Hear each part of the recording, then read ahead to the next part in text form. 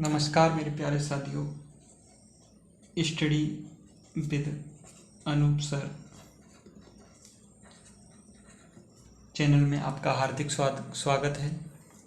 आज हम बात करेंगे आईपीसी और सीआरपीसी के बारे में। विधि का निर्माण क्यों किया गया, अर्थात आईपीसी और सीआरपीसी का निर्माण क्यों किया गया। तो सबसे पहले हम बात करेंगे समाज में अराजकता एवं अव्यवस्था की स्थिति की पैदा होने से रोकना और नियंत्रण रखने के लिए विधि का निर्माण किया गया। विधि,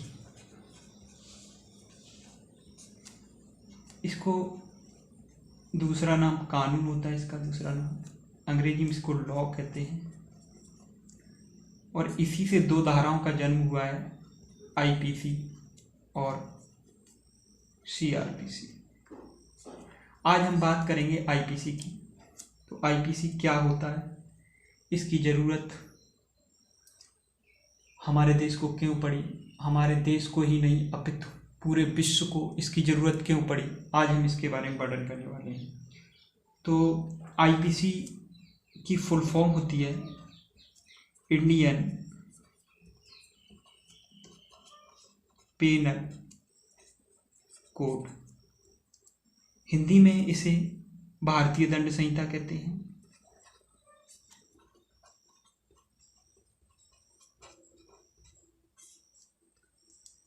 वैसे विधि मनुष्य की प्राकृतिक स्वतंत्रता का हनन करती है और विधि व्यक्ति की स्वतंत्रता की रक्षा भी करती है। इस संबंध में दो बात भी आए हैं जो आपके यूपीएसआई के लिए बहुत इम्पोर्टेंट है। यहाँ पे इम्पोर्टेंट नोट्स करते जाइए आप लोग। लाल बनाम दिनेश आनंद, लाल बनाम दिनेश आनंद, ये मामला है ईयर 2001 सुप्रीम कोर्ट 1860। दूसरा हमारा मामला आया है कमिश्नर ऑफ पुलिस बनाम Syed Hussain, commissioner of police बनाम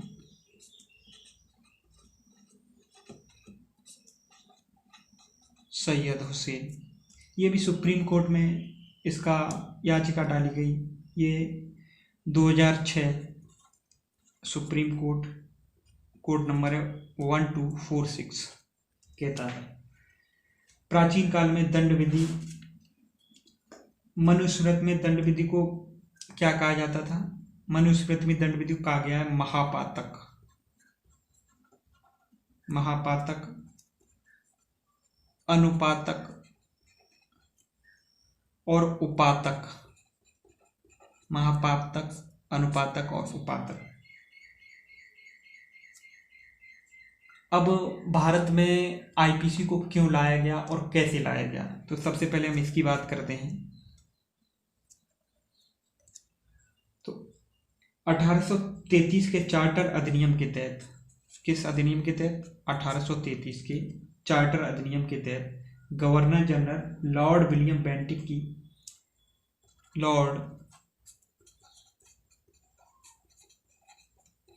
बेंटिक की परिषद लॉर्ड विलियम मैकाले को विधि सदस्य के रूप में शामिल किया गया। किसको विधि सदस्य के रूप में शामिल किया गया, लॉर्ड विलियम मैकाले।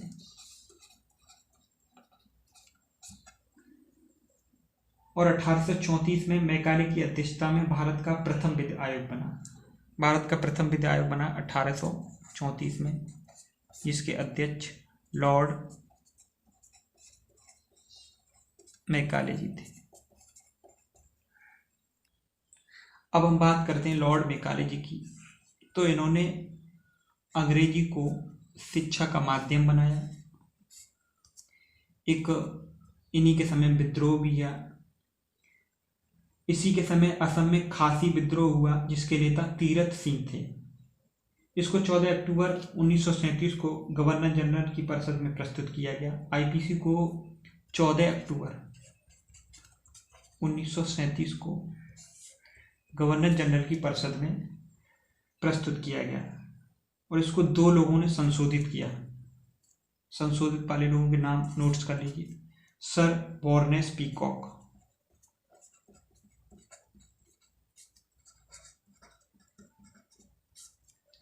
दूसरे थे सर JW कोलविले,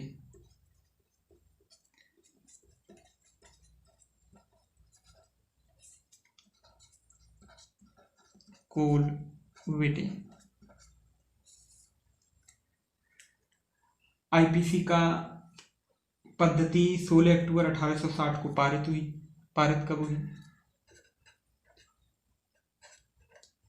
16 अक्टूबर 1860 को पारित हुई। अंततः 1 जनवरी 1862 को भारतीय दंड संहिता अर्थात आईपीसी लागू हुई। तो लागू आईपीसी 1 जनवरी 1862। आईपीसी में प्रारंभ में 488 धाराएं थीं, वर्तमान में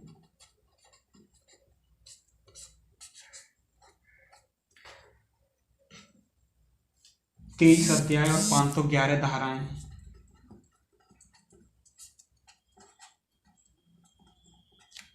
और 23 अध्याय हैं।